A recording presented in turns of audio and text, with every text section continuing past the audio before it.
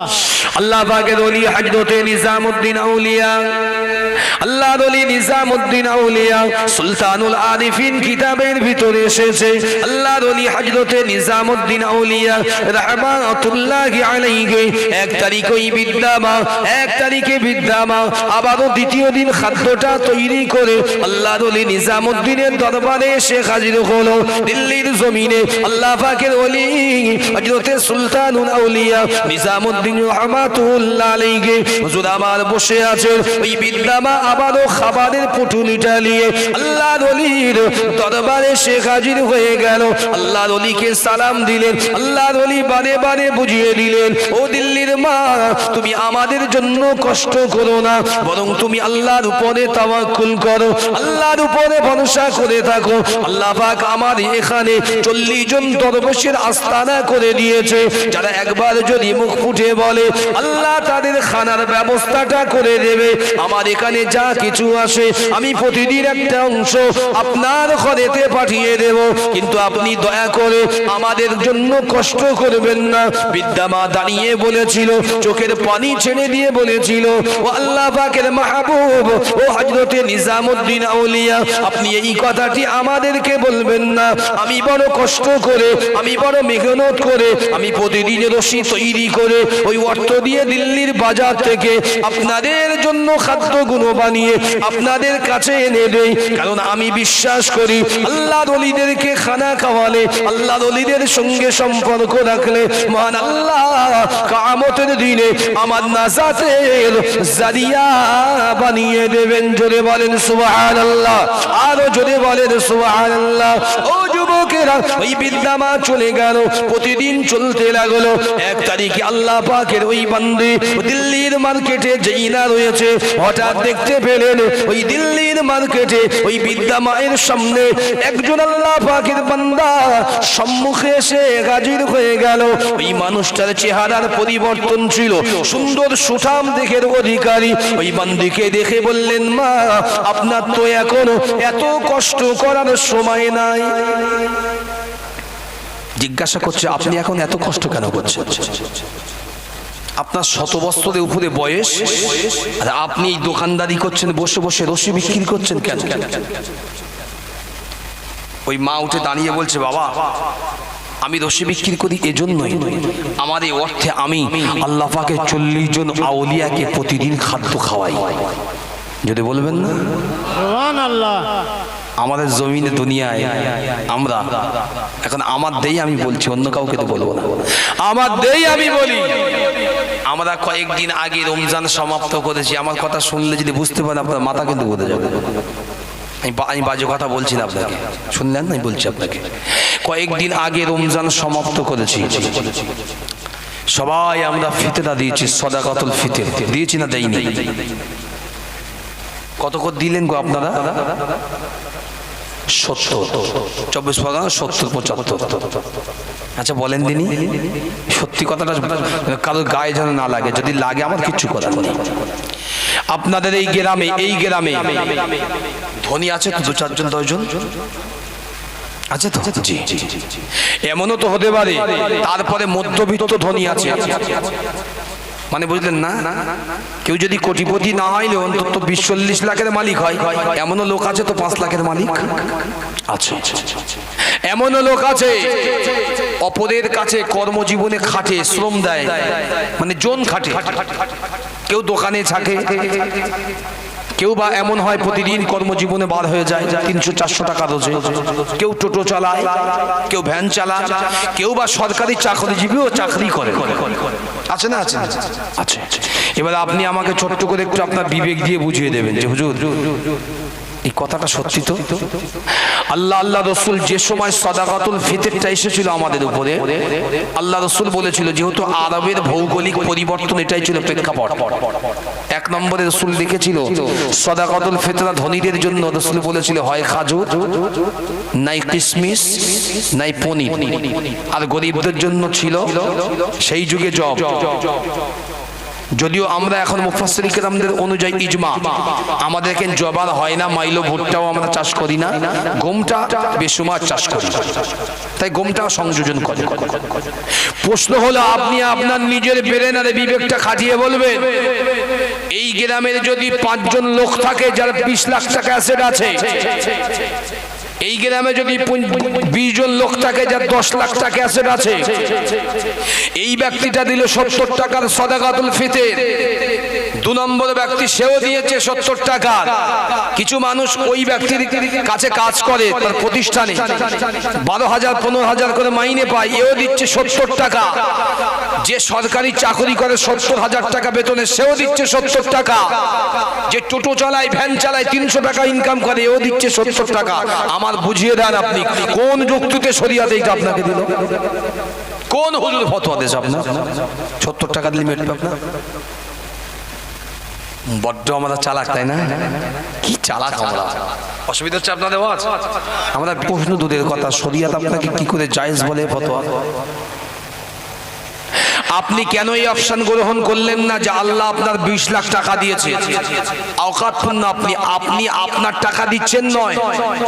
কেউ যদি বলে হুজুর আমি আমার টাকা দিচ্ছি, আমি বলি আপনি জীবনে কোনো ইসলাম পাননি এখন, মনে হয় ভালো। কে বলেছে আপনার টাকা দিচ্ছেন? আপনি গরিবের হকটা গরিবের পৌঁছে দিচ্ছেন, এটা আপনার দায়িত্ব, আমার কর্তব্য, এটা আল্লাহ দিয়েছে আমাকে কর্তব্য। আমার উচিত ছিল 955 টাকার খাজুর দেওয়া, আমার উচিত ছিল 1465 টাকার কিশমিশ দেওয়া, আমার উচিত ছিল আপনার 1655 টাকার পনির দেওয়া। গরিব যারা আছে ভ্যান চালক, এরা দেখ 70, আমি কেন দেব? আল্লাহ তো আমাকে দিয়েছে, আল্লাহ তো দিয়েছে। আজকের আমি আর আপনি সব জায়গায় অর্ডিনারি করেছি, সব জায়গায় অর্ডিনারি করে দিয়েছি নিজেদেরকে। এজন্য আল্লাহর গজব আমাদের উপরে থামে না। আমি সত্য কথাটাই বলছি আপনাকে, শুনে নেবেন, বুঝে নেন। এজন্য আল্লাহর গজব থামে না। এখন তো দুনিয়ার জমিনে সমাজে রেওয়াজ হয়েছে ইতিকাফের লোক বসানো হয় অর্থ দিয়ে। মিথ্যলে বলবেন যে মিথ্যা বলছেন আপনি। ইতিকাফ, যে ইতিকাফকে আল্লাহ রাসূল বলেছে সুন্নাতে মুআক্কাদা আল কিফায়া, অর্থাৎ ইতিকাফে টোটাল গ্রামবাসীর পক্ষ থেকে একজন বসলে আদায় হবে, না বসলে সকলে গুনাহগার হবে। সেই ইতিকাফে বসার মতো এখন লোক পাওয়া যায় না বাবা। এখন মসজিদে মসজিদে ফান্ড করতে হয়, ইতিকাফের লোকের টাকা দিতে হবে, বসেন আপনি বসেন চাচা, টাকা দেওয়া হবে। আল্লাহ রাসূল বলেছে, শরীয়তের ফতোয়া শুনে নেন, শরীয়তের করাকাতের বাইরে আমিও না আপনিও নয়। কোন বান্দা যদি ইতিকাফের নিয়তে, পয়সার অর্থ নিয়তে বসে, সেই ইতিকাফটা হারাম হারাম হারাম। আমার কথা নয়, ফতোয়া থাকে তা খুঁজে নেন। সিলসিলার অনুসারী হলে আপনার খুঁজে নেওয়া দরকার সিলসিলার কোন কোন আলেম কিতাব লিখেছে। আমরা বলছি আমি মুসলমান, বুক ফুলিয়ে রোজার পরে ঈদের দিন ডিজে চালাচ্ছেন মুসলমান। আল্লাহ বলতে আয়, আমাদের এলাকায় এটা একবার আয়, তোর মুসলমানে আমি সারিয়ে দেবো। হাজার হাজার লক্ষ লক্ষ টাকা আমরা ব্যয় করে দিচ্ছি, আল্লাহর দিকে আমরা দেই না। কত মানুষ ইহসান করেছে, রোজায় রাখিনি, 2, 3, 4 করে রেখেছে, আবার বড় বড় ফোটানি দিয়ে বলে ফেলেছে আমি 3টে শেষে কষ্ট করি তো কাজ কারবার, শেষ 3টে রাখি। মানে ও আল্লাহর উপর ইহসান করতে, কিন্তু ওই তুই মালিক, আমি পারিনি কাজ কামের জন্য, আমি 3টে রাখতাম। তো কে রাখতে বলেছে 3টে? কে বললো? আল্লাহ 1 মাস রোজা দিল, রহমত দিয়েছে, মাগফিরাত দিল, নাজাত দিল। তোমার এক বড় হাল ঢুকুনি, তুমি বলছো আমি 3টে রাখবেন রোজা। উনি যেন আল্লাহর উপর ইহসান করছে। আমরা সৃষ্টিজীব, আমরা আমার রবের গোলামি করি, আমরা আমার রবের মুহতাজ। আমার রব কারোর মুহতাজ নয়, আল্লাহ কারোর মুহতাজ নয়, মুখাপেক্ষী নয়। আমরা আল্লাহর গোলামি, আমরাই আল্লাহর মুখাপেক্ষী। এই দুনিয়া আমরা সিস্টেম বুঝিনি বলে আজও আমরা ওই যে জায়গায় আছে ওই জায়গায় রয়ে গেছি। 1 পা এগিয়েছি, 5 পা পিছিয়ে গেছি। একদম সত্য বলছে এই বাস্তবতা। শরীয়ত আমাকে যা দিয়েছে প্রাধান্য, সেই প্রাধান্য গুণ আমরা হারিয়ে দিয়েছি। ফিরে আসো, যে কথা বলছিলাম, ওই মানুষটার সঙ্গে বিদ্যা মায়ের সাক্ষাৎ হলো দিল্লির মার্কেটে। ওই মানুষটা বলছে তুমি কেন এত কষ্ট করছো? ইনি বলছেন আমার আশা ইচ্ছা এটাই, আল্লাহর ওলিদের যদি আমি খাদ্য দেই তবে আল্লাহর ওলিদের রুহানি দোয়াও আমি পাবো। যদি বলেন সুবহানাল্লাহ। নিয়তটা ভালো না মন্দ? ভালো তো, ভালো নিয়তে সবসময় লাভ হয় তো। লাভ হবে? আমার মুরব্বী চাচা জান সম্পর্কে চাচা জান বললাম, আব্বাদের থেকে বয়সে বড় বড়, উনিও বললেন লাভ হবে। দেখেন, রাগ করবেন না, ছোট ছোট ছলে কিছু মাসলা মাসলা বলে যায় যেগুলো আপনাদের কাজ হবে। আল্লাহ নবীর দুজন সাহাবী আমার নবীর বাড়িতে গিয়েছে, গিয়ে সালাম দিয়ে আসসালামু আলাইকুম। আল্লাহ রাসূল ভিতর থেকে, রাসূলুল্লাহ ছিলেন না, আম্মা জান আয়েশা উত্তর দিয়ে বলছেন, বলেন। তো হচ্ছে আম্মি, আল্লাহ রাসূল ঘরেতে নেই? তো হচ্ছে না। তাহলে আম্মি জান, আমি একটা কথা আমরা দুজন জানতে এসেছি। কি কথা? আমার নবী কেমন আমল করে? অনেক মায়েরা আছে আর বাবারা, সব ভাইরাও আছে, অস্ট্রেলিয়া শুনে নেন এটা। আল্লাহ রাসূল কেমন আমল করে? রাত্রি আমি আয়েশা বললেন, আল্লাহ রাসূল দিনের বেলা রোজা রাখেন, রাতের বেলা নামাজ পড়েন ইশা, তারপরে বিবিদের ঘরে টাইম দেয়, আবার আল্লাহ রাসূল রাতের একটা অংশে তাহাজ্জুদ পড়েন, আবার আল্লাহ রাসূল গিয়ে বিবিদের সময় দেয়, আর ফজরের আবার আগে উঠে তাহাজ্জুদ যদি সুযোগ পায় পড়ে, না তো ফজরের মসজিদে ইমামের জামাত করে দেয়। এরা দুজন আলোচনা করেছে, তিনি আল্লাহর নবী, তার যদি জীবনের প্রত্যেক দিনের সিস্টেম এটা থাকে, আমরা তো সাহাবা ছিলাম, তো বেদি আল্লাহ সাহাবী করেছে, তাহলে আমরা আজ থেকে নিয়ত করব দিনের বেলা রোজা, আর রাতের বেলা নামাজ আর আল্লাহর ইবাদত করব। এই বলতে বলতে দুটো সাহাবী যাচ্ছে, সবে মাত্র মদিনার মসজিদ থেকে নেমেছে, আর আল্লাহর নবী ওখান থেকে সবে প্রবেশ করছে। নবী তো নবী হয়, আল্লাহর নবীর কান মোবারকে আওয়াজটা গিয়েছে, রাসূল বললে, দাঁড়াও, তোমরা কি বলা কওয়া করছিলে? তো ইয়া রাসূলুল্লাহ, আমরা এই বলেছি। যেই বলেছে আমরা নিয়ত করেছি রাতের বেলা ইবাদত করব, সারা রাত, আর দিনে নফল রোজা রাখবো, আল্লাহ রাসূল নিজের নুরানি চেহারাটা ওদের দিক থেকে দেখছে, চেহারা মোবারক ঘুরিয়ে নিয়েছে, ওদের দিকে ফিরে ঘুরিয়ে নিয়ে বলছে, শোনো, আল্লাহর সন্তুষ্টি যদি অর্জন করতে চাও, খবরদার এই আমল জীবনেও করো না। তোমার ঘরে বিবি আছে, তার হক আছে, তোমার ঘরে মা বাপ, তার হক আছে, বাচ্চা আছে, হক আছে, তোমার শরীরের একটা হক আছে, এগুলো আদায় করো, রোজ নফল রোজা রেখো না। সাহাবীরা বলছে, ইয়া রাসূলুল্লাহ, আপনি তো নফল রোজা রাখেন। আল্লাহর নবী বললেন, শোনো, আমি যে নফল রোজা রাখি, আল্লাহ আমাকে ক্ষমতা দিয়েছেন, আমি হচ্ছে মুহাম্মাদুর রাসূলুল্লাহ সাল্লাল্লাহু আলাইহি ওয়াসাল্লাম, আমি সারাদিন রোজা রেখে পানি খেয়ে, পানি পান করে, ইফতারি করে, আবার সাতার পরের দিন রোজা রাখি, একটা খাজুর খাই, আবার পরের দিন রোজা রাখি, কারণ আল্লাহ এই আওকাত হিকমা আমার ভিতরে দিয়েছে, তোমাকে দেয়নি, তোমাকে দেয়নি। আমার সমাজে অনেকে আছে রোজা রাখে না, তো দুই একদিন করে দেখেছে নতুন নতুন, সেই আসরের নামাজ পড়ে দেখে আর কাতারতে ওঠে না, দেখো বাড়ি যাবিনি, বাড়ি যাবিনি।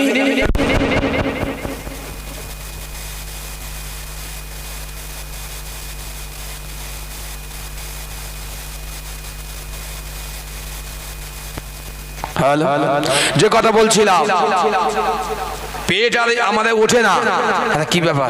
হাত তুলতে পারছি না, কতক্ষণ বাকি ইফতারে, মানে রোজা রাখতে পারি না, তো রোজা রেখেছি, কিন্তু মনে রাখুন, নবীর সঙ্গে কখনো জীবনে তুলনা করবেন না।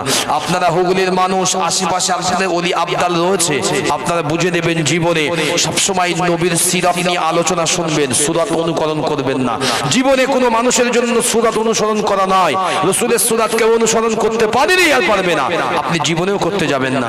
তবে রাসূলের সিরাত আপনি অনুসরণ নয়, আপনি অনুকরণ করুন, চেষ্টা করুন, রাসূল কেমন ভাবে নামাজ পড়তো, রোজা করতো, এমন ভাবে আপনি চেষ্টা করুন, রাসূল করেছে বলে আমার ওইটাই করতে হবে, এটা আপনার ভুল ধারণা। আল্লাহ নবী একবারও বলেননি। আমি টোটাল প্রেক্ষাপট যদি ঘোষণা করি আপনাকে রোজার বিষয়, আপনিও শুনবে অবাক হবেন যে রাসূল কেন বলেন। আল্লাহ আমাদের রোজা ফরজ করেছিল 3-4 স্তরে, একভাবে নয়। যে আল্লাহ বলেছে কোরআনে একবারই রোজা ফরজ না, 4 স্তরে আল্লাহ রোজা ফরজ করেছিল, একভাবেই আল্লাহ রোজা ফরজ করে দেয়। আগে 3-4 বার ট্রায়াল দিয়েছে, আমরা যেমন কোনো জিনিস কোম্পানির বার হলে ট্রায়াল চলে, ট্রায়াল চলে যায় আল্লাহ, তারপরে দিয়েছে। ফিরে আসুন, হযরত নিজামউদ্দিন আউলিয়া রাহমাতুল্লাহ আলাইহি দিল্লির মার্কেটে ওই মায়ের সঙ্গে ওই ব্যক্তিটা বললেন, তবে শোনো, আমি তোমাকে বলে যাই মা, তুমি যে কাজটা করছো, তোমার আল্লাহ তোমার উপরে অনেক খুশি এবং রাজি হয়েছে। যদি বলেন সুবহানাল্লাহ, সুবহানাল্লাহ। আল্লাহর ওলি হযরত নিজামউদ্দিন আউলিয়া এ যুবকেরা, আল্লাহর ওলি হযরতে নিজামউদ্দিন আউলিয়া রাহমাতুল্লাহ আলাইহি সুলতানুল আরিফিন কিতাবের ভিতরে এসেছে আল্লাহ পাকের ওলির দরবারে ওই মহিলাটি আর 4টি দিন আল্লাহর ওলির দরবারে আসা যাওয়া হয় না। ওই মায়ের আল্লাহ পাক ওই মায়ের দোকান থেকে পরস্পর 4টি দিন একজন ক্রেতাকে আল্লাহ পাঠাননি। দোকানের একটা রশির জলাও বিক্রি হয়নি। 4 দিন হয়ে গেল, ওই মায়ের নিজেও অভুক্ত, আল্লাহর ওলিরাও অভুক্ত অবস্থায় আছে। 4 দিন দোকানে বেচা কেনা হয়নি। ওই মা অবাক করে মাঝে মাঝে কাঁদে। 4 দিন যখন হয়ে গেল, 4 দিনের মাথায় আল্লাহ পাকের বান্দি আল্লাহ পাকের দরবারে নামাজের মুসল্লার পাটিটা ফেলে নামাজটা আদা করে আল্লাহ পাকের দরবারে হাত তুললেন। উদউনি আস্তাজিব লাকুম, ও রব্বুল আলামিন, আল্লাহ পাক আপনি তো আমার মনের খবর জানেন। আল্লাহ আপনি তো ইন্নাল্লাহা আলিমুম বিযাতিস সুদূর, আল্লাহ আমার অন্তরের খবর তো আপনি রাখেন। রব্বুল আলামিন, আল্লাহ আমি 4 দিন হয়ে গেল, আমি নিজেও অভুক্ত অবস্থায় আছি। এই 4 দিন হয়ে গেল, আল্লাহ দিল্লির যিনি সম্রাট, যাকে সুফি সম্রাট বলা হতো, আল্লাহ আপনার বড় মাহবুব বান্দা হযরত নিজামউদ্দিন আউলিয়া এবং 40 জন আল্লাহ আপনার বন্ধুরা, তারাও না খেয়ে এই 4 দিন পড়ে রয়েছে। আল্লাহ পাক আপনি দয়াবান, আল্লাহ আপনি বড় রহমানুর রহিম, আল্লাহ আমার উপরে দয়া করেন। আল্লাহ রাব্বুল আলামিন আমার বিক্রি, আমার দোকানের সামানগুলো বিক্রির ব্যবস্থাটা করে দেন। মা দোয়াছে, আবার দোকান খুলেছে। মান আল্লাহ তার দোয়াটাকে কবুল করে নিলেন। দোকান খুলতেই বাকি ওই খরিদ্দার এসে একে একে হাজির হয়ে গেল। আল্লাহর ওলির দরবারের জন্য খরিদ্দারগুলো একে একে রশি কিনে নিয়েছে। আম্মা জান, ওই সময় ওই মাটা দিল্লির বাজার থেকে রশি বিক্রি করে কিছু আটা, কিছু জবের আটা নিয়ে আল্লাহ পাকের ওলি নিজামউদ্দিন আউলিয়ার দরবারে এসে আল্লাহর ওলির সামনে এসে বললেন, ও সুলতানুল আউলিয়া, ও হযরতে নিজামউদ্দিন আউলিয়া, হুজুর আমি 4 দিন আসতে পারিনি। এই 4 দিন আমি অভুক্ত ছিলাম। আল্লাহর ওলি নিজামউদ্দিন বলেছিল, ও দিল্লির মা, আমরাও 40 জন মানুষ 4 দিন না খেয়ে এখানে আল্লাহর উপরে তাওয়াক্কুল করে কাটিয়ে দিয়েছি। জোরে বলেন সুবহানাল্লাহ। বিদ্যামা আটার ছোট্ট অল্প আটা নিয়ে এসে সামনে আগিয়ে দিয়েছে। এই নেন, এই আটাটা নেন হুজুর, এই আটাটা নিয়ে আপনি অন্তত আপনার মতো করে চালান। অবাক হলেও সত্য, আল্লাহর ওলি আটাটা নিয়ে হুজুরের যে আপনার লঙ্গরখানা ছিল, আপনারা জানেন নিজামউদ্দিন আউলিয়ার লঙ্গরখানা কিয়ামত পর্যন্ত জারি রাখার দোয়া করেছিলেন তার ওলি, তার পীর। যদি বলে সুবহানাল্লাহ, 40 বছর নয়, সারা জীবন নিজামউদ্দিন আউলিয়ার লঙ্গরখানা চলবে। এটা আমার আপনার কথা নয়। ওলিদের শান আলাদা, ওলিদের বেলায়েত আলাদা। আল্লাহ এদের অনেক উচ্চ বেলায়েত দিয়েছে। উনি ওনার রাধুনিকে ডাক দিয়ে বললেন, এই নাও আটাটা নাও। উনি বলছে, হুজুর এইটুকু মাত্র আটা, 40 জনের অধিক লোক হবে, আর কিচ্ছু তো নেই সবজি। যাও বাবা, তোমার হাঁড়িতে ডেকচির ভিতরে আটাটা দাও, আর বেশি করে পানি দাও, ডেকচিটা বসিয়ে দাও, বাকিটা আল্লাহর উপরে ছেড়ে দাও। আল্লাহ যদি চায় এর থেকে আমাদের খাদ্য খানা ব্যবস্থা করবে, সকলেরই হয়ে যাবে। একবার যদি বলেন সুবহানাল্লাহ। 4 থালা ইফতার নিয়ে বসেছে, কম হয়েছে আমাদের। 18 রকম আইটেম নিয়ে বসে বলছি, তো আজকে ইফতার ছিল কার হারা মসজিদে, অমুক চাচা, তো এরম আইটেম যদি দেয় কেন ইফতার দেশ মসজিদে পারবে না, দিদি গেল কেন? তাহলে আমাদের শকর কোন পর্যায়ে গেছে বুঝতে পারছো? আমাদের আল্লাহ আল্লাহ রসুলের যে শকরের পদ্ধতি ছিল, এই শকরের পদ্ধতি আমরা অনেক আগেই জলাঞ্জলি দিয়েছি। আমরা এখন আমাদের উদরের পদ্ধতিটা নিয়েছি। উদর কিভাবে পূর্ণ হয়, আমাদের উদর যদি ভালো হয় তা আমরা বিরাট খুশি হয়ে যাই। কথা বুঝতে পারলেন না? আমি যেখানে থাকি আমার মহল্লায় আজ বিগত 2 বছর 29টা রোজা হচ্ছে। তা 30 নম্বর যার পালা, সে 2 বছর গরু আনে একটা করে। আর গরু আনে বটে, কিন্তু তার নসিবে হয় না গরু জবাই দেয়, মানে 29টা শেষ হয়ে যায়। তা সে বছর এসে হুজুর 2 বছর গরু এনে লাশে কেটে জবাই করে আমরা নিজেরা নিয়ে নিয়েছি, নিজেরা নিয়েছি। হুজুর এবছর একটু কি হয় বলেন দিন, 30টা হবে, গরু নিয়ে আসবো। তাই বলছি তুমি আমার কথা শুনে আমি হুজুর আমি কেন চাঁদের খবর রাখি? আমি কেন বলতে পারি যে 30টা হবে বা 29টা হবে? যেটা হবে আল্লাহ, যেটা সকলের জন্য ফরমান ফয়সালা, এটা আমাদের এখানে হবে। তুমি নিয়ে আসো, তো নিয়ে এসছে।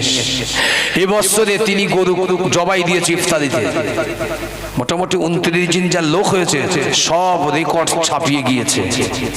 আমার কথা বুঝতে পারেন, খারাপ ভাববেন না, বোঝানোর জন্য বলছি। তার মানে বুঝলেনটা কি? আমরা আমাদের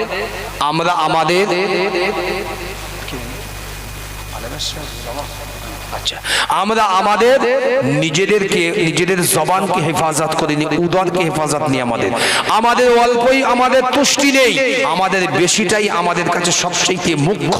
আমাদের আল্লাহ রাসূলের সন্তুষ্টি আমাদের কাছে কোনো পরোয়া নেই।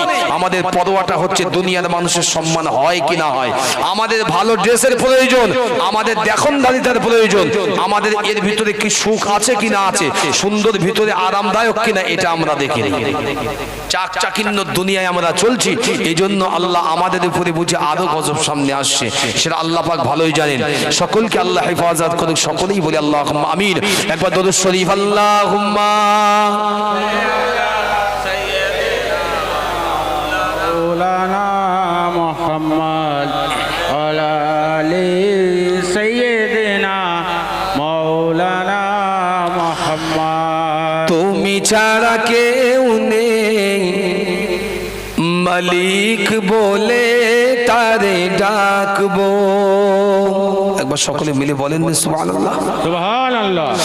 তুমি ছাড়া কেউ নেই, মালিক বলে তারে ডাকবো। তুমি ছাড়া কেউ নেই, ভালোবেসে যার ছবি আঁকবো।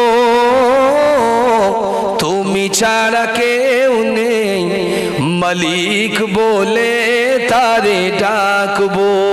তুমি ছাড়া কেউ নেই, মালিক বলে তারে ডাকবো। তাই তো সারাক্ষণ খুঁজি তোমারে,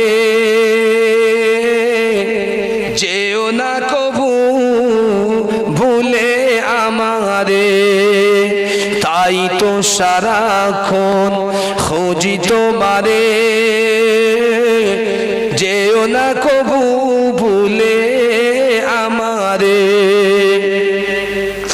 এ মনের গহীনে আছো তুমি, এ মনের গহীনে আছো তুমি। ভালোবেসে চিরদিন রাখবো, তুমি ছাড়া কেউ নেই, মালিক বলে তারে ডাকবো। তুমি ছাড়া কেউ নেই, মালিক বলে তারে ডাকবো। একবার সকলে মিলে বলেন সুবহানাল্লাহ, একবার তাকবীর দেন, নারায়ে তাকবীর, নারায়ে তাকবীর, আল্লাহু আকবার। যেও না ভুলে কবু আমারে, পারবো না কবু আমি হারাতে তোমার। যেও না কবু ভুলে আমারে, পারবো না কবু আমি হারাতে তোমার।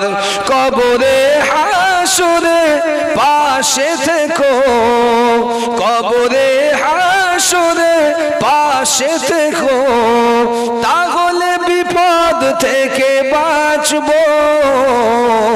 তুমি ছাড়া কেউ নেই, মালিক বলে তারে ডাকবো। তুমি ছাড়া কেউ নেই, মালিক বলে তারে ডাকবো। তুমি ছাড়া কেউ নেই, ভালোবেসে যার ছবি আঁকবো। তুমি ছাড়া কেউ নেই, মালিক বলে তারে ডাকবো।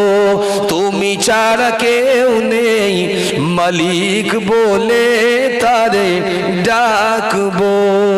আল্লাহু আল্লাহুম্মা সাল্লি আলা سيدنا مولانا محمد ওয়া আলা আলি وعلى آل سيدنا مولانا محمد যে কথা বলছিলাম, আমার একজন ভাই রিকোয়েস্ট করেছে এসে যে হুজুর একটা জলসা করবেন। তিনি বলেছেন তার ফরমাইশ, তিনি একজন কমিটির ভাই হন সম্ভবত, তো তিনি একটা ফরমাইশ আমার ওঠার আগেই করে দিয়েছে। আমি পড়ব, আসছি লাস্টের দিকে একটু টাচ করব। তিনি বলেছেন বসিরহাট আল্লামা হুজুর এবং বাঘের একটু বিষয় একটু বলবেন। হয়তো তার ভালো লেগেছে বিষয়টা, তো যাক পরে আমি আসছি, ওদিকে নয়। যে কথা বলছে এটা শেষ করে নেই, অনেক অজানা তথ্য আমরা জানি না। আল্লাহর ওলি সুলতানুল আউলিয়া তার রাধুনির হাতে দিয়ে বললেন, যাও বাবা আল্লাহর নামে আটাটা ঢেলে দাও ডেকচির ভিতরে, পানিটাকে লম্বা করে দাও, মানে বেশি দাও, দিয়ে ঢাকনিটা দিয়ে আস্তে আস্তে উনুন জ্বালিয়ে দাও, বাকিটা আল্লাহর উপরে ছেড়ে দাও। ও তাই করছে আস্তে আস্তে।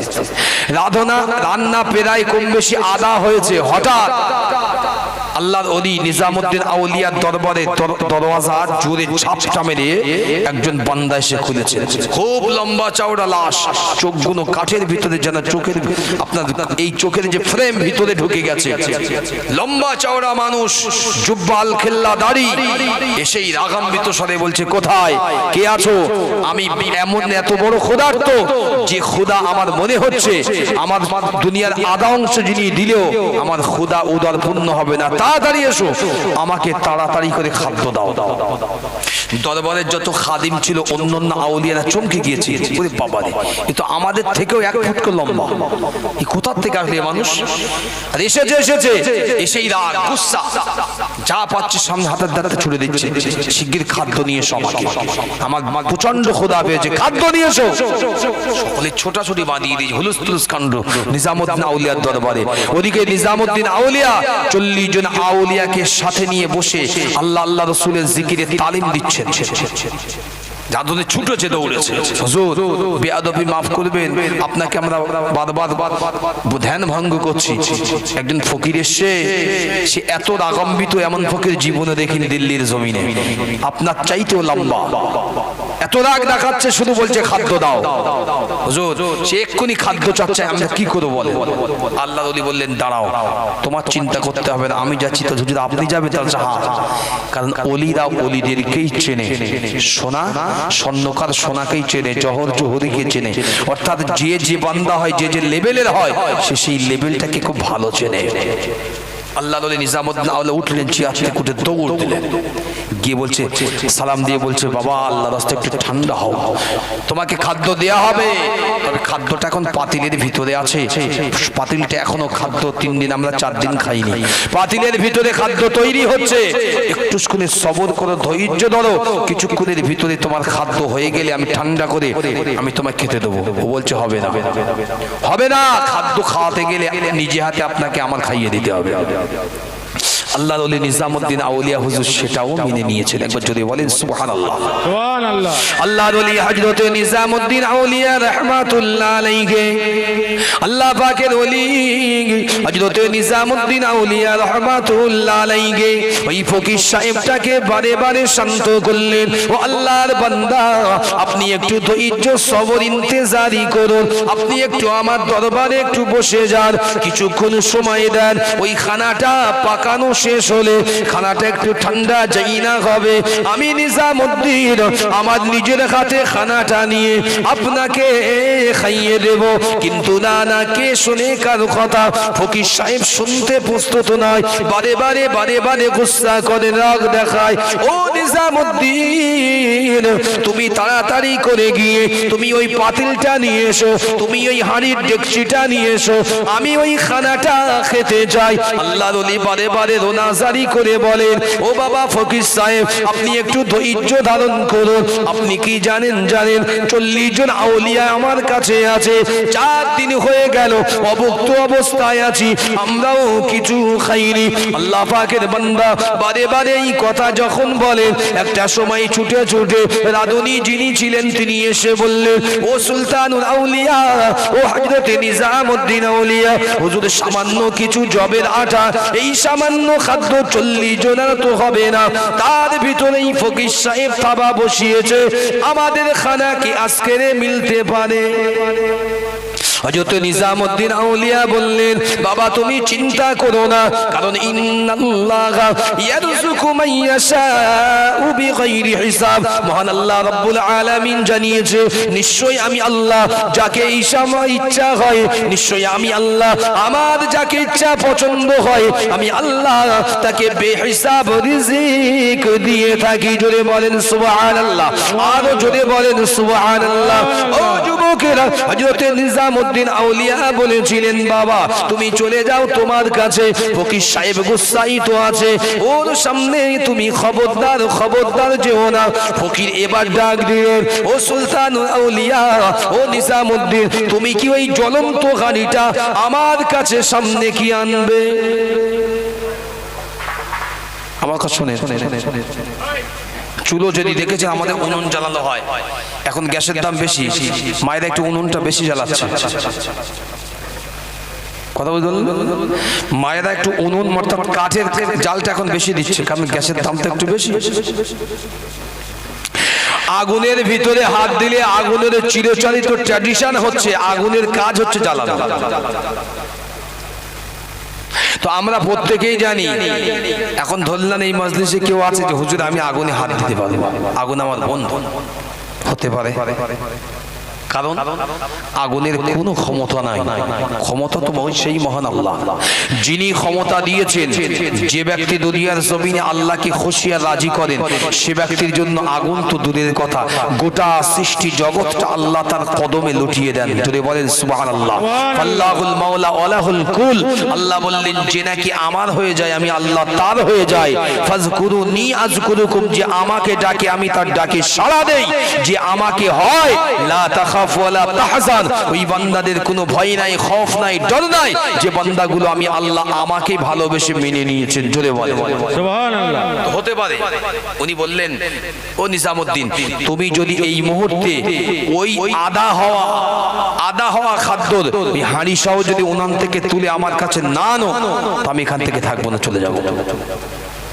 বাধ্য হয়ে আল্লাহর ওলি মোটা কাপড় ধরে নিজে গিয়ে উনান থেকে ওই পাতিল হাঁড়িটা নিয়ে আল্লাহর ওলির সামনে রেখেছে।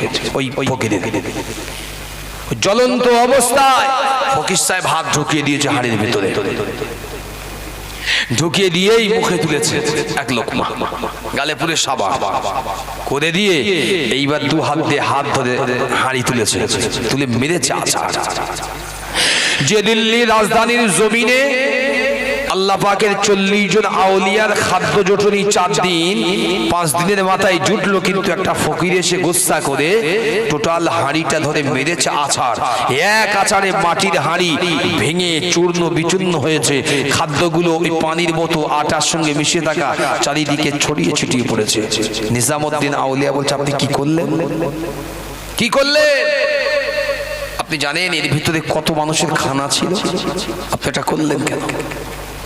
তো বলছে আমাকে এই কাজটা করার জন্যই পাঠানো হয়েছে। একবার যদি বলে সুবহানাল্লাহ, আমাকে এই কাজটা করার জন্যই আমাকে পাঠানো হয়েছে। নিজাম তুমি কি জানো আমি এমনি গোসাইত করেছি না, এমনি রাগম্বিত হয়েছে আল্লাহর সামনে? আমার কোনো ক্ষমতা নেই, আমাকে এই সংবাদটা দেওয়ার জন্য পাঠানো হয়েছে আল্লাহ এবং আল্লাহর বন্ধুদের পক্ষ থেকে। একবার যদি বলেন সুবহানাল্লাহ। আল্লাহর ওলি হযরত নিজামউদ্দিন আউলিয়া দাঁড়িয়ে রইলেন, 40 জন আউলিয়া ওখানে কাতারে দাঁড়িয়ে আছেন। অবাক দৃশ্য, সকলেই নয়ন ভরে দেখছেন। কি ব্যাপার, আমাদের 4 দিন খাদ্য খানা খাওয়া হয়নি, 5 দিনের মাথায় আমাদের যে উনানে হাঁড়ি জ্বলেছিল, ওই হাঁড়ি পাতিলটা একজন ফকির সাহেব গোসা দেখিয়ে জমিনে আছাড় মেরে টুকরো করে দিয়েছে। সকলেই দৃশ্যটা চমকে গিয়েছে দেখে। ও যুবকেরা, কিন্তু এই ফকিরটা আল্লাহর ওলি নিজামউদ্দিন নিজামউদ্দিনকে বললেন, বাবা নিজাম, আমি তো আমার ইচ্ছায় এখানে আসিনি, আমার ইচ্ছায় এই কাজটা করতে আসিনি, আমাকে যিনি পাঠিয়েছেন উনি হলেন আপনার পীর শেখ ফরিদউদ্দিন গঞ্জে শেখর রহমাতুল্লাহ আলাইহি। তিনি আমাকে আপনার দরবারে পাঠিয়েছেন। ও দিল্লির সুফি সম্রাট, ও হযরতে নিজামউদ্দিন, শুনে নাও, তোমার পীর জানিয়েছে শুধু একটা পাতিল নয়, আজ থেকে তোমার দরবারে 40টা খালি পাতিল এমন আসবে যে 40টা খালি পাতিলে কিয়ামত পর্যন্ত মহান আল্লাহ অসংখ্য গরিব দুঃখীদেরকে খাদ্য এখান থেকেই পরিবেশন হবে। জোরে বলেন সুবহানাল্লাহ। সুবহানাল্লাহ। ট্র্যাডিশনটা এটাই বলে, কিতাবে রিওয়ায়াত এটাই বলে। তার পরের দিন থেকে হাঁড়ি দান করা স্টার্ট হলো।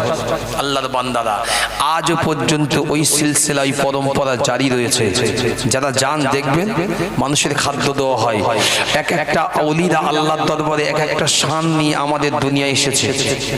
আমরা ভারতবর্ষের মানুষ অত্যন্ত কৃতজ্ঞ, আমরা অনেকে চিরকৃতজ্ঞ ওই সমস্ত বান্দাদের যারা আমাদেরকে দুনিয়ার জমিনে এসে এই ভারতবর্ষে পদাচরণ করে আমাদেরকে ইসলামের সঠিক দিশাগুলো দেখিয়ে গিয়েছেন। একবার যদি বলেন সুবহানাল্লাহ। আপনাদের কাছে আমার পরেই যিনি আসবেন শ্রদ্ধেয় পীর হরিংখোলা দরবার শরীফ থেকে আজিম সাহেব দামাত বারাকাত, তিনি আসবেন। তিনি আপনাদের খুব মহব্বতের মানুষ, ঠিক না ভুল বলছি? তিনি একজন শাইখুল হাদিস, তিনি একজন শাইখুল হাদিস। আমরা জানি তার সম্পর্কে অনেকটাই, এখনো আছে আপনাদের দিকে অনেক বুজুর্গ মানুষ আল্লাহ হায়াত দারাজ করেছে। কিছুদিন আগে পূর্ব মেদিনীপুরে সৈয়দ খালেদ রহমাতুল্লাহ আলাইহি তিনিও বিদায় নিলেন প্রতাপপুর দরবার শরীফ থেকে, তিনিও বিদায় নিলেন। 3 দিন এই প্রথম জলসা শুরু করেছি বছরে রোজার পরে প্রতাপপুর থেকে, অর্থাৎ এই দরবার শরীফের কাছ থেকে। তো আল্লাহ পাকের এগুলো নিয়ামত আমরা সকলেই কম বেশি জানি। আমরা সিলসিলায়ে মুজাদ্দিদুজ জামান পীর আবু বকর সিদ্দিক রহমাতুল্লাহ আলাইহির সিলসিলার অনুগামী অনুসারী, ঠিক না ভুল বললাম? আপনি যদি বলেন হুজুর আমরা ফুরফুরা অনেকে মানে না, তবলিগ জামাত করে, করেন, কোনো অসুবিধা, ওদিকে বলছি না। ফুরফুরা সিলসিলা আপনাকে আমি মানতে বলিনি, পীর আবু বকরকে জামানার মুজাদ্দিদ আমি আপনাকে মানতে একবারও বলিনি।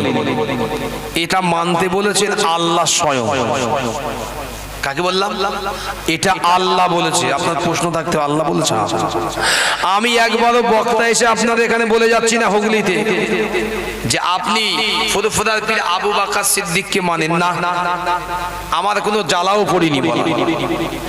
মহান আল্লাহ কোরআনুল কারীমের ভিতরে স্পষ্ট জানিয়েছে, আতিউল্লাহ ওয়া আতিউর রাসূল ওয়া উলিল আমরি মিনকুম।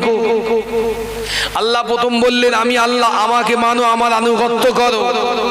দ্বিতীয় নম্বরে বললেন আমার হাবিবের আনুগত্য করে।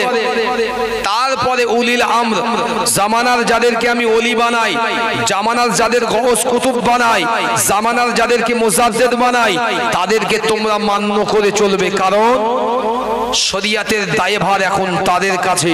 তাদের দিকে তাকালে আল্লাহ জীবনের আমলনামা থেকে গুনাহ সাগীরা গুলো মাফ করে দেন। একবার যদি বলেন সুবহানাল্লাহ। সুবহানাল্লাহ। আমার পরেও যিনি আসবেন তাকিয়ে দেখবেন মুখের দিকে যেন আল্লাহ নূর চমকাচ্ছে। হ্যাঁ, এগুলো আল্লাহ ওয়ালাদের নিশানি, আল্লাহ ওয়ালাদের নিশানি। আল্লাহ ওয়ালারা ইন্তেকাল করলে তাদের পেশানি মোবারক থেকে নিয়ে শুরু করে সমস্ত শরীর, বিশেষত তাদের কপাল মোবারক থেকে ঘামের বিন্দু বিন্দু ফোঁটা পড়ে। এটা আল্লাহ ওয়ালাদের একটা দুরন্ত নিশানি। এজন্য অশ্রদ্ধার কোনো জিনিস নেই, খারাপের জিনিস নেই। রসুল থেকে বংশ পরম্পরায় চলে আসছে। অনেকেই বলি পীর শব্দ নিয়ে অ্যালার্জি আছে অনেকে, আমাদের ভিতরে আছে অনেকে। কিছুদিন সোশ্যাল মিডিয়ায় ট্রোল করা হয়েছে পীর শব্দ নিয়ে। পীর আবার কে? আমিও বলেছি তো পীর কে, পীর কে? এখানে অনেক পীর সাহেব বসে রয়েছে। মুরব্বী মানেই তো পীর, যিনি মুরব্বী তিনিই পীর। কথা বুঝলেন না? আমার পিতা আমার পীর, আমার বাপ আমার মুরব্বী, তিনি আমার পীর। আপনার পিতা আপনার পীর যদি হায়াতে থাকে। কিন্তু ওলি যাদেরকে আল্লাহ বিলায়েত দেন তারাই হন ওলিত্বের অধিকারী। একবার যদি বলে সুবহানাল্লাহ। ওলি সবাই হতে পারে না বাপ। সারা জীবন হারাম খেলেন, সারা জীবন আল্লাহর বিরুদ্ধে চললেন, সারা জীবন মিথ্যা বললেন, ফাসাদ করলেন, কুৎসা করলেন, গীবত করলেন, গিল্লা করলেন, হিজা করলেন, নামাজ কাজা করলেন, আপনি বলছেন আমি ওলি হব? এ কি করে সম্ভব? এজন্যই কিছু জিনিস পেতে গেলে তাদের রহমতের দরবারে বসতে হয়, না তো আপনি অলিত্ব পেতে পারেন না। আপনাদের ধন্য ফুরফুরা জমিন, এজন্যই হুগলির মানুষ আল্লাহ তাকে মুজাদ্দেদ করেছিলেন। তার স্পর্শে এই বঙ্গ আসামে অনেক আল্লাহর বান্দাদেরকে আল্লাহ চুম্বুকে নেয় এই দিনের পথে টেনে এনেছেন। একবার যদি বলেন সুবহানাল্লাহ। সুবহানাল্লাহ। আমরা একটা মজলিসে বসেছি, আল্লাহ রাসূলের মজলিস। তিরমিজির হাদিস শরীফের ভিতরে আল্লাহ বলেছেন, মাজালিসুল কোরআন মাজালিসুল্লাহ, যে মজলিসে আমি আল্লাহ আমার আলোচনা হয়, যে মজলিসে কোরআনের আলোচনা হয়, ওই মজলিসটা হলো আমি আল্লাহ আমারই মজলিস। একবার যদি বলেন সুবহানাল্লাহ। এবার ফিরে আসুন, আমার নবীর দিকে একটু জলসা মাহফিল করি। শুনবেন তো? অসুবিধা হচ্ছে আপনাদের? শুনেন, আল্লাহ রাসূলের বিষয়ে একটু বলি আপনাদের কাছে। আচ্ছা, আপনারা জানেন আমার পূর্বে বক্তব্য ওয়াজ করছিলেন, শুনছিলাম আমি। মনে রাখুন, কখনো ভুলেও এটা মেনে নেবেন না, আল্লাহর নবীর চাচা কিন্তু আবু জেহেল না। আমার কথা বুঝতে পারছেন কি বলছি? আমার নবীর চাচা নয় আবু জেহেল। আল্লাহর নবীর চাচা আবু সুফিয়ান, আবু লাহাব, এগুলো ঠিক আছে। আবু জেহেল আমার নবীর চাচা নয়। এই আপনার বাড়ি এখানে, আপনার বাপ দাদা এখানে বাস করে, সেই রাস্তার মুখে একজন বাড়ি করে রেখেছে, সে দেশের নেতা। তো আপনি গ্রামে নাম দিচ্ছেন আপনার চাচা, কিন্তু অরিজিনাল তো চাচা নয়। আমার কথা বুঝছেন কি বলছি? চাচা নয়। আবু জেহেল তিনি রাসূলের চাচা নয়, তবে তিনি মক্কায় সিটি মিয়াত ছিল, লিডার ছিলেন, এবং তিনি রাসূলের বিরোধিতায় এক নম্বরে যেমন ছিলেন, দুনিয়ার জমিন থেকে আল্লাহ যখন তাকে নিলেন এমন বেইজ্জতির মরণ তাকে দিয়েছেন, দুনিয়াবাসী আজ পর্যন্ত এই কথা চিন্তা করেন। তার মুখে মহান আল্লাহ পায়খানা ঘর করে দিয়েছে। হাজী সাহেবরা গেলে তার মুখে পেশাব পায়খানা করে তবে হজ করে ঘরে ফেরে। আমার কথা বুঝতে পারলেন না? জি জি জি জি জি জি জি হাজী সাহেবরা পেশাব পায়খানা করে দিয়ে আসে। এখন আপনি চিন্তা করবেন, আবু লাহাব, যার বিষয়ে কোরআনে একটা সূরা এসেছে, তাব্বাত ইয়াদা আবি লাহাব, যে তার হস্তদ্বয় সম্পর্কে, আর তার বিবি উম্মে জামিল। আবু জেহেলের বিষয়ে এমন আসেনি, কিন্তু আবু সুফিয়ান দীর্ঘদিন রাসূলের বিরোধিতায় ছিল, কিন্তু আল্লাহ রাব্বুল আলামিন একটা পিরিয়ডে, একটা সময়ে মহান আল্লাহ আবু সুফিয়ানকেও হেদায়েতের নূর দিয়ে তাকেও রাসূলের হাতে হাত দিয়ে ঈমানের কলমা পড়ে মক্কা বিজয়ের সময় তিনিও সাহাবী হওয়ার গৌরব অর্জন করেছিলেন। ঠিক না বল? কিন্তু অবাক হলে সত্য, আবু বকর রাসূলুল্লাহর কেউ ছিল না, উনি রাসূলুল্লাহর হাতে হাত দিলেন, ঈমানের কলমা পড়ে মুসলমান হয়ে দুনিয়া থেকে ঘোষিত প্রথম জান্নাতি হলেন। আর ঘরের চাচাটা রাসূলের সার্টিফিকেট পাইনি, কিন্তু জান্নাতি সাহাবী হয়েছেন, জান্নাতি সার্টিফিকেট পাইনি, কিন্তু পরের লোকটা জান্নাতি সার্টিফিকেট পেয়েছে। এখন প্রশ্ন হলো, রাসূলুল্লাহর কাছে দামি কে ছিলেন, চাচা না আবু বকর? এই কথা বলেন, চাচা না আবু বকর? আবু বকর ছিলেন রাসূলুল্লাহর কাছে সবচাইতে দামি। এজন্য আবু বকরের ইজ্জত আল্লাহ রাসূলের কাছে অনেক বেশি। পরে হচ্ছে ওমরে ফারুক। আমরা পরম্পরা, আমরা যেমন দুনিয়ার জমিনে পীর মুরিদি করি, আমার আল্লাহ পাকের নবীও পীর মুরিদি দুনিয়ার জমিনে করেছেন। হাদিস তার বয়ান কেরাম, হাদিস তার বর্ণনা দিয়েছে। আল্লাহর নবী একটা তারিখে রওয়ায়াত হয়েছে, আল্লাহ রাসূল বলেছে, আমি যখন ইমামতি করব আমার পিছনে দাঁড়াবে আবু বকর। আবু বকর যদি ইমামতির জায়গায় আসবে, আবু বকরের পিছনে উমর।